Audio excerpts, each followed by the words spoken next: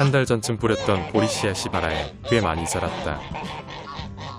작년에는 호밀 씨앗을 200kg 뿌렸지만 올해는 보리 씨앗을 100kg만 뿌렸다. 그것은 올여름 잘 자라준 호밀을 베지 않고 그대로 내버려뒀더니 작년보다 더 많은 양의 호밀이 발아했기 때문이다. 사실 작년에 발아한 호밀 중 반틈 정도는 거위들이 지난 겨울 내내 먹어버렸기 때문에 농장 전체 지역 중 40% 정도의 지역만 호밀이 자라고 있다.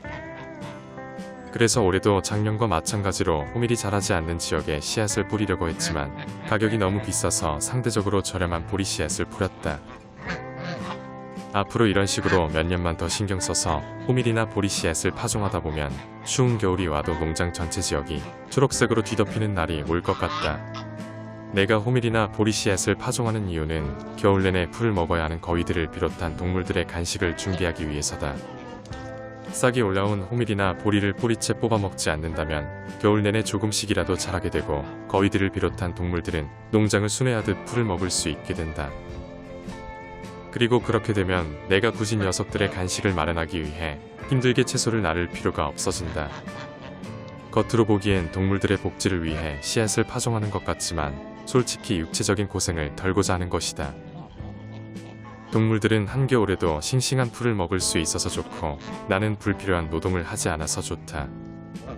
하지만 궁극적인 목표는 농장의 비옥한 토양을 만들기 위한 것이니 돈이 문제지 씨앗은 되도록이면 많은 양을 파종하는 게 좋은 것 같다.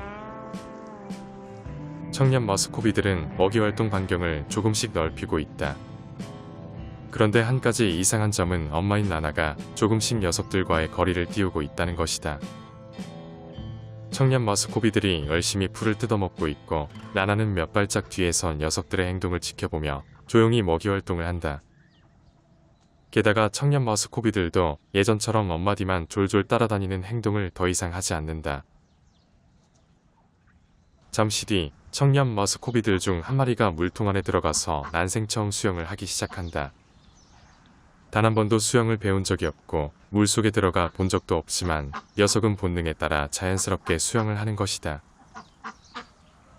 그리고 조금 더 시간이 지나 다른 머스코비 한 마리도 물통에 들어가 수영을 하기 시작한다.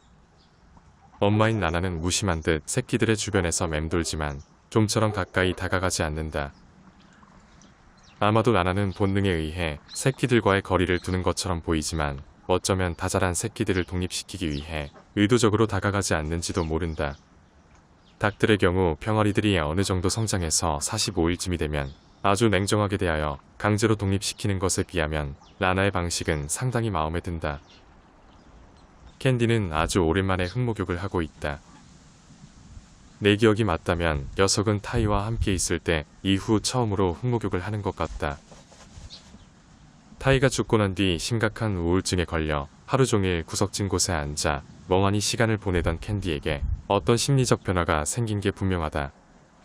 보통 닭들은 심리적으로 안정되고 건강할수록 흙목욕을 자주 한다는 점을 고려해 볼 때 캔디의 심리 상태는 조금씩 좋아지고 있다고 생각된다. 얼마 전부터 따다기의 외출 시간을 제한했었는데 녀석 때문에 캔디의 심리 상태가 좋아진 걸까? 아니면 이틀 전부터 알을 10개 넣은 둥지를 캔디가 지내는 닭장 안으로 넣어놨는데 이것 때문인 걸까? 어떤 원인으로 캔디의 심리 상태가 좋아진 건지 알 수 없지만 캔디가 흙목욕하는 모습을 보니 너무 기분이 좋다.